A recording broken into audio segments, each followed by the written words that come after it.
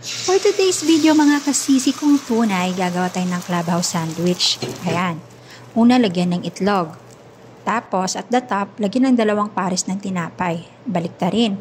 Tapos, yung extra pala ng itlog na lumagpas sa may bread, ayan, tupiin nyo lang sa ibabaw. Tapos, lagyan nyo siya ng glass cheese. Kaya nakabahala kung gaano kadami. Tapos, lagyan nyo ng konting kamatis.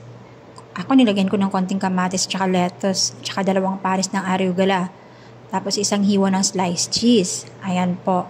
Depende din sa inyo kung anong gusto nyo. Pwede nyo pong lagyan ng ham. Depende sa taste nyo. Tapos, ayan. Baliktarin nyo yung magkabilang dulo ng bread. Itakip nyo lang siya ganyan. Tapos, ayan. Tapos na. O, diba? Nasa inyo po yan kung anong gusto nyong ilagay. Yan, healthy na. Yummy pa. O, diba? And that's it all. Thank you. Thank you for watching.